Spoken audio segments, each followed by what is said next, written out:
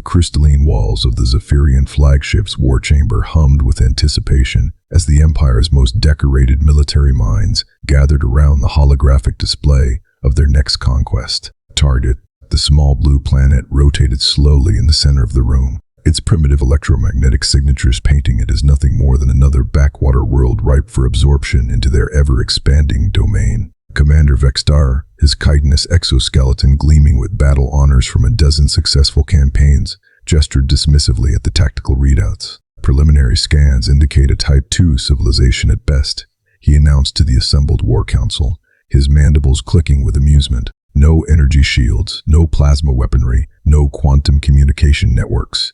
Their most advanced vessels barely qualify as interplanetary transports. The conquest should take no more than 72 standard hours. General Thexamore nodded approvingly, her forearms manipulating the holographic controls to zoom in on major population centers. Intelligence suggests approximately 8 billion inhabitants spread across 7 continental masses. Standard pacification protocols should suffice orbital bombardment of military installations, followed by ground forces to secure strategic resources. The War Council murmured their agreement, already calculating the spoils of another easy victory. The Zephyrian Empire had perfected the art of conquest over 3 centuries, absorbing 47 different species into their domain through a combination of overwhelming technological superiority and ruthless efficiency. This primitive world would be no different. The chamber's massive doors suddenly hissed open with an urgency that made every warrior present reach for their weapons. Ambassador Akethral of the Altarian Confederacy stumbled into the room, his once proud form now a grotesque mockery of what the Altarians had once been, where his people had once stood tall and graceful. Kethral now moved with the broken gait of someone whose spirit had been shattered along with his body. The silence that followed was deafening. The Altarians had once been the galaxy's premier warrior race, their military prowess legendary even among the Zephyrians. To see one of their ambassadors in such a state was like watching a mountain crumble. Honored Ambassador, Vexantar said carefully, noting the fresh scars that crisscrossed Kethral's visible flesh. Your presence was not expected at this strategic briefing. Kethral's breathing was labored, each word seeming to cost him tremendous effort. I came as soon as I learned of your target. His trembling hand gestured toward the rotating planet. That world, those creatures, you must not attack them. A ripple of incredulous laughter passed through the War Council. General Thexamore's mandibles clicked in amusement. Surely you jest, Ambassador. Our scans indicate a primitive species barely capable of interplanetary travel. What possible threat could they pose to the might of the Zephyrian Empire? Kethral's response was to produce a data crystal from within his robes, its surface pulsing with an ominous red light. May I? He asked, gesturing toward the holographic projector. Vexantar nodded, curiosity overriding protocol. The crystal interfaced with their systems, and suddenly the chamber was filled with images that made even the most battle-hardened warriors step back in shock. The first recording showed what appeared to be a human educational facility, their equivalent of a military academy perhaps. But instead of weapons training, the footage showed human juveniles, some appearing no older than 10 standard years, calmly assembling explosive devices from what their translators identified as school supplies. The children worked with the focused intensity of seasoned engineers, their small hands steady as they connected wires and measured chemical compounds with disturbing precision. This was recorded during the 3rd week of our encounter with humanity, Kethral explained, his voice hollow. We had assumed their young would be evacuated to safety. Instead, we discovered that human offspring are trained from birth to be weapons of war. The next image was even more disturbing. An elderly human female, her hair white with age, sitting in the pilot seat of what appeared to be a civilian cargo vessel. The timestamp showed the moment of impact as she deliberately rammed her ship into an Altarian dreadnought. But it was her expression that haunted the viewers. She was laughing, actually laughing, as she committed what any civilized species would consider an act of insane desperation. Their elderly, Kethral continued, do not seek peaceful retirement. They volunteer for suicide missions with the enthusiasm of young warriors seeking glory. But worse than their willingness to die is their creativity in taking enemies with them. The final recording was the most chilling of all. It showed a human family, a mother, and her young daughter in what appeared to be a domestic setting. The city outside their window was burning, the sky filled with the contrails of orbital bombardment. Yet the mother spoke to her child with the same calm tone one might use to teach cooking or mathematics. The translation made the Zephyrian warrior's blood run cold. She was explaining how to synthesize nerve gas from common household cleaning products, how to make the mixture more potent, and how to deploy it most effectively against the invaders. "We thought we were fighting a military," Kethral whispered. "We discovered we were fighting an entire species that had weaponized itself down to the cellular level." Commander Vextar found his voice, though it came out as barely more than a croak. "Surely this is propaganda, designed to propaganda?" Kethral's laugh was bitter and broken. "Commander, allow me to show you what human propaganda looks like." He activated another file, and the chamber filled with what appeared to be human entertainment media, their equivalent of military recruitment videos perhaps. But instead of glorifying warfare, these recordings showed human children singing cheerful songs while learning to make improvised explosives, human artists creating beautiful sculptures from the bones of fallen enemies, and human scientists calmly discussing the most efficient ways to poison water supplies. "They don't hide their nature," Kethral explained. "They celebrate it. They teach their young that there is no such thing as too far when defending their territory. They have no concept of proportional response, no understanding of civilized warfare, no respect for the conventions that govern conflict between intelligent species." General Thexamor's voice was strained, but surely their government, their military leadership, would impose some form of restraint. Kethral slowly removed his helmet, revealing a face that had been systematically mutilated by what their medical scanners identified as human chemical weapons. The scars formed deliberate patterns, artistic in their cruelty. "Their government didn't restrain them," he said quietly. "Their government enabled them. When we invaded, human leadership didn't try to protect their population, they weaponized it. They broadcast instructions on how to make chemical weapons from cleaning supplies, how to turn children's toys into remote detonators, how to rig every piece of technology to kill anyone who tried to use it." The War Council sat in stunned silence as Kethral continued his testimony. "We didn't just lose a battle to humans, honored warriors. We lost our entire understanding of what warfare could become. They don't fight to conquer, they fight to end things. Permanently, completely, without mercy or restraint or any consideration for the cost." He gestured to his scarred face. "This wasn't done in the heat of battle. This was done by a human child, no more than 12 years old, who had been captured and was being held in what we considered humane conditions. She used a sharpened spoon to carve these patterns into my flesh while humming one of their nursery rhymes. When I asked her why, she said she wanted me to remember what happens to monsters who hurt her family." The chamber fell silent except for the soft hum of the ship's systems. Finally, Vexantar found his voice. What happened to your people?"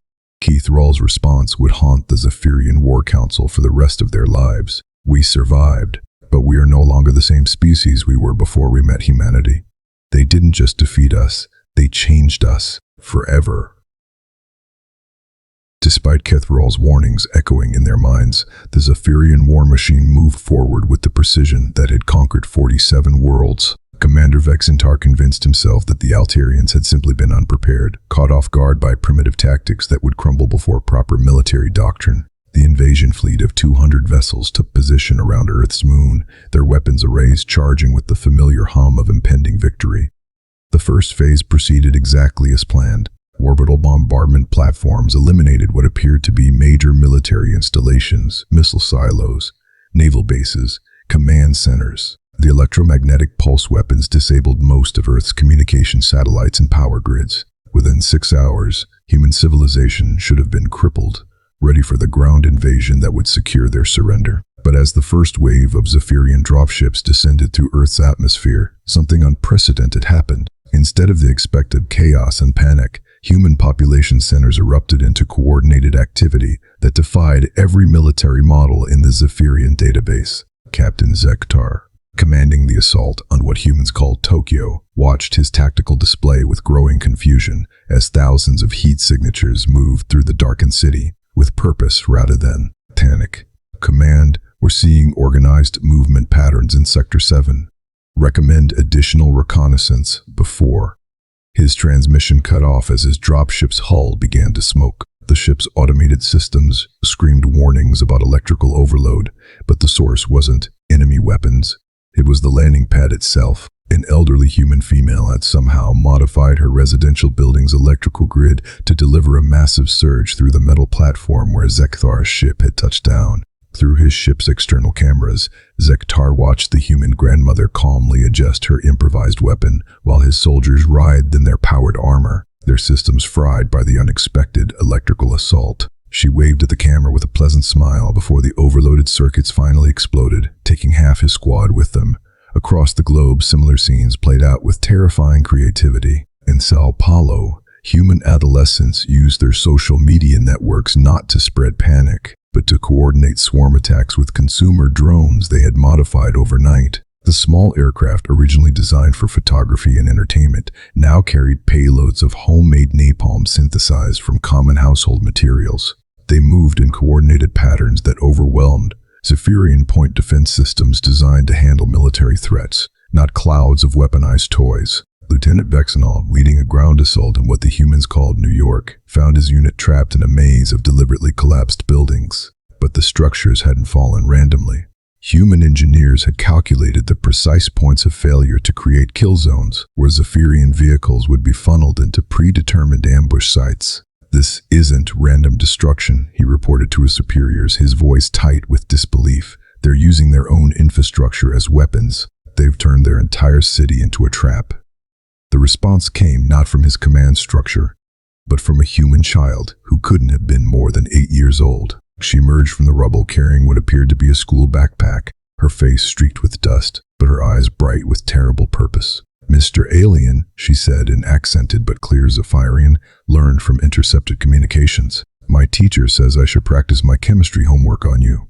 The backpack contained a sophisticated chemical weapon that dissolved Zephyrian armor on contact. As Vexenol's squad screamed and died, the child calmly took notes in a small notebook, documenting the effectiveness of her creation with the methodical precision of a trained scientist. But it was the human government's response that truly shattered Zephyrian understanding of civilized warfare. Instead of attempting to negotiate or protect their populations, human leadership did something that violated every convention of interstellar conflict. They weaponized their own citizens. Emergency broadcasts flooded every available frequency, but instead of evacuation orders or surrender announcements, they contained detailed instructions for asymmetric warfare. A former human military officer named General Patterson appeared on screens across the planet, calmly explaining how to synthesize explosives from fertilizer and diesel fuel, how to modify civilian electronics into remote detonators, and how to create biological weapons from common bacteria cultures. "Remember," Patterson said with the same tone a teacher might use to explain mathematics, "the goal isn't to win battles, it's to make occupation impossible. Every interaction with the enemy should cost them more than they can afford to lose." The broadcasts were accompanied by what humans called educational materials, detailed manuals that transformed ordinary citizens into guerrilla fighters. Housewives learned to poison water supplies. Mechanics discovered how to rig vehicles to explode when started by non-humans. Children were taught to identify alien weak points and exploit them with improvised weapons.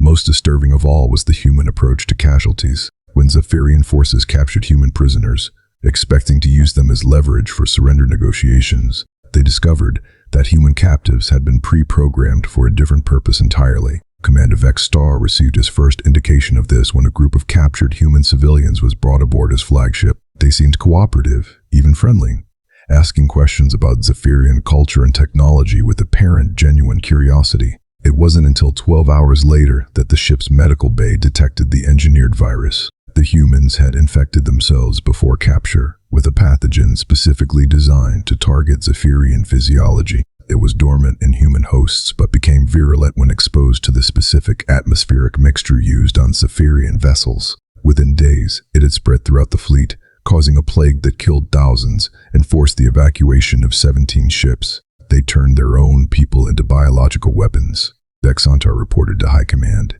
his voice hollow with disbelief. Not under torture, not under threat. They volunteered. They infected themselves knowing they would die, just to take us with them.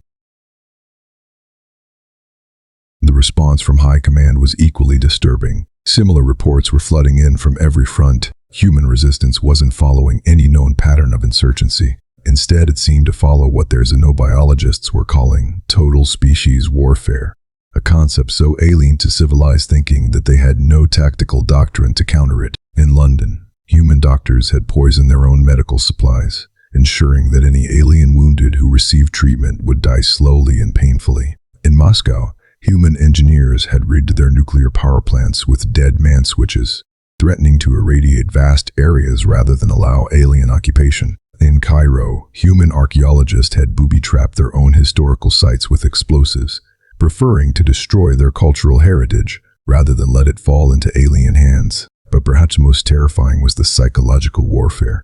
Human prisoners didn't break under interrogation. Instead, they used the opportunity to conduct their own psychological operations. They sang cheerful songs while describing in graphic detail how they planned to torture captured Zephyrians. They drew pictures of alien families being murdered and somehow managed to transmit them to Zephyrian communication networks. They created art from the bones of fallen alien soldiers, turning death into a form of propaganda. Captain Mortic, a veteran of 15 campaigns, found himself unable to sleep after interrogating a human child who had been caught planting explosives in a school. The girl had spent 3 hours calmly explaining how she planned to kill alien children if any were brought to Earth, describing methods of torture that made seasoned warriors vomit. She wasn't angry, Mortic reported to the fleet psychologists. She wasn't afraid. She was enthusiastic, like she was discussing a hobby she enjoyed.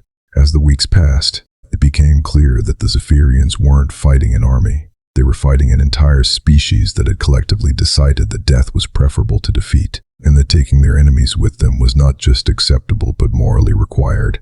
The breaking point came when human resistance fighters began broadcasting their own propaganda to other worlds in the Zephyrian Empire, teaching subjugated species the techniques of total warfare and promising support for any world willing to adopt human methods of resistance. For the first time in 3 centuries, the Zephyrian Empire faced the possibility of simultaneous rebellions across their entire domain, all inspired by humanity's terrifying example of what a species could become when it refused to accept defeat. 8 months after the invasion began, Commander Vex Sontar stood in what had once been the human city of Geneva, surveying his empire's greatest victory and most devastating defeat. The Zephyrian flag flew over every major population center on Earth. Their forces controlled all strategic resources, and human military resistance had been systematically crushed. By every metric that mattered to the Zephyrian High Command, the conquest was complete.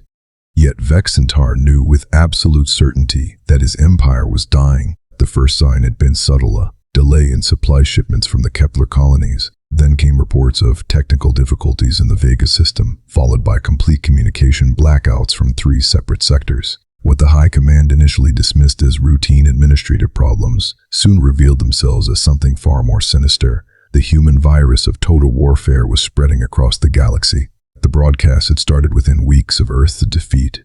Somehow, despite the complete destruction of their communication infrastructure, humans had managed to transmit detailed instructions for asymmetric warfare to every subjugated world in the Zephyrian Empire. The messages weren't sent through conventional channels. They were embedded in everything from commercial shipping manifests to entertainment broadcasts, hidden in plain sight using techniques that bypassed every security protocol the Empire had developed. On Altair Prime, the surviving Altairians had been the first to embrace what they called the human way. Within days of receiving the transmissions, they had transformed their refugee camps into weapons factories, teaching their children to build explosives from medical supplies, and turning their elderly into suicide bombers who targeted Zephyrian administrative centers with devastating effectiveness. The Kepler mining colonies followed suit, with human-trained insurgents showing the enslaved Kepleroids how to turn their industrial equipment into weapons of mass destruction. Ore processors became chemical weapon factories. Mining explosives were repurposed into city-killing bombs. Most terrifyingly, the Kepleroids had learned to use their own bodies as weapons, infecting themselves with engineered pathogens designed to kill their Zephyrian overseers. But it was the psychological impact that truly shattered the Empire's foundations. Zephyrian soldiers, once proud warriors who had conquered dozens of worlds, now lived in constant terror of their own subjects. Every meal might be poisoned. Every piece of equipment might be booby-trapped. Every interaction with a subjugated species carried the risk of infection, assassination, or worse. Vexenar's own flagship bore testament to human ingenuity in the art of psychological warfare. The ship's corridors were lined with what appeared to be decorative beautiful sculptures that the human prisoners had created during their captivity. It wasn't until the ship's xenobiologist completed his analysis that they discovered the sculptures were made from the bones of dead Zephyrian soldiers, arranged in patterns that told the story of human resistance in a visual language that bypassed conscious thought and spoke directly to primal fears. The humans had somehow managed to turn their own defeat into a weapon, using their captivity to conduct psychological operations that left their captors traumatized and demoralized. They sang lullabies that contained detailed descriptions of torture techniques. They drew pictures of alien children being murdered and somehow managed to distribute them throughout the ship's computer systems. They created poetry that celebrated death and destruction with such beautiful language that it became impossible to forget. Captain Mornheck had been found dead in his quarters 3 days earlier, having taken his own life after weeks of exposure to human psychological warfare. His final log entry contained a single sentence repeated over and over that made me dream of killing my own offspring. The breaking point came when Vexentar received a priority transmission from the Zephyrian homeworld itself. The message was brief and devastating. Human-trained insurgents had somehow infiltrated the capital city and detonated a biological weapon in the government district. The pathogen was specifically engineered to target Zephyrian physiology, and it was spreading faster than their medical teams could contain it. How? Vexentar demanded of his intelligence officers. How did they reach our homeworld? Recontrol all shipping lanes, all communication networks, all. The answer came from an unexpected source, one of the human prisoners who had been brought to his flagship for interrogation, Dr. Teresi Serchin, a former microbiologist who had been captured during the siege of San Francisco, smiled at him through the transparent aluminum of her cell. "You really don't understand, do you?" she said, her voice carrying the same calm tone she might use to explain a scientific principle to a student. "You think this is about territory, about resources, about conquest. But that's not what this is at all." Vexentar found himself drawn to the cell despite every instinct screaming at him to stay away. "Then what is it?" "This is about evolution," Dr. Chen replied. "You see, Commander, your species has spent centuries perfecting the art of conquest. You become very good at taking things. But we humans have spent our entire evolutionary history perfecting something else entirely. The art of making sure that anyone who threatens our survival regrets it so completely that they never try again." She gestured to the walls around them, to the ship that represented the pinnacle of Zephyrian military technology. "You think you've won because you control our planet, but we've already won because we've changed you. Every Zephyrian soldier who's fought us will carry our psychological imprint for the rest of their lives. Every world that's learned our techniques will never be truly conquered again. Every species that's seen what we're capable of will remember that lesson forever." The truth of her words hit Vexentar like a physical blow. The humans hadn't just been fighting for their own survival. They had been conducting a galaxy-wide inoculation against tyranny, using their own destruction as a vaccine that would protect other species from future conquest. "The pathogen on your homeworld," Dr. Chen continued conversationally, "was carried by Zephyrian soldiers returning from Earth. We infected ourselves with dormant versions before you captured us, knowing that your people would eventually return home. It's been incubating in your population for months, waiting for the right environmental trigger to activate." Vexentar's mandibles clicked involuntarily. "You're saying you planned this from the beginning?" "Oh, Commander." Dr. Chen laughed, and the sound was more terrifying than any weapon Vexentar had ever faced. "We planned for this before you even knew we existed. Every human child learns the story of the Trojan horse in school. Did you really think we wouldn't apply that lesson on a galactic scale?" The final reports arrived over the next 72 hours, each one confirming what Vexentar already knew in his heart. The Zephyrian Empire was collapsing not from external attack, but from internal dissolution. Worlds that had been peacefully subjugated for decades were rising in rebellion, using human-taught techniques to turn their own infrastructure into weapons. Zephyrian colonies were being abandoned as the psychological toll of occupation became unbearable. The military itself was fragmenting as soldiers refused orders to engage in the kind of total warfare that humans had made the new standard. Standing in his command center, surrounded by reports of defeat and dissolution, Vexentar made the decision that would define the rest of galactic history. He opened a channel to every Zephyrian vessel, every colony, every outpost in the Empire. "This is Commander Vexentar of the First Fleet," he began, his voice carrying across the galaxy. "I am issuing immediate withdrawal orders for all Zephyrian forces in human space. Furthermore, I am broadcasting the following message to all species, allied and enemy alike. Do not attack humans. Do not threaten them. Do not even consider them as potential targets for conquest." He paused, looking at the tactical display that showed the crumbling remains of what had once been the galaxy's greatest empire. "They do not fight wars the way civilized species fight wars. They do not seek victory. They seek to ensure that defeat becomes impossible by making the cost of conquest greater than any rational being would be willing to pay. They have weaponized their own extinction and turned it into a tool for galactic liberation."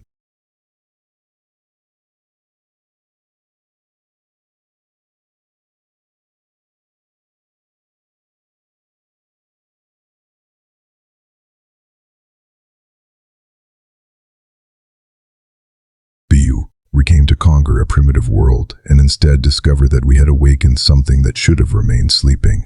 The humans have taught the galaxy a new way to resist tyranny, and that lesson will outlive both our species and theirs. Do not attack humans. They will reduce your empire to ashes, and they will smile while they do it. As the Zephyrian fleet began its withdrawal from Earth, Dr. Smar Chen's final words echoed in Vexentar's mind. "Thank you for the practice run, Commander. We'll be ready next time." The age of easy conquest was over. The age of human-inspired resistance had begun.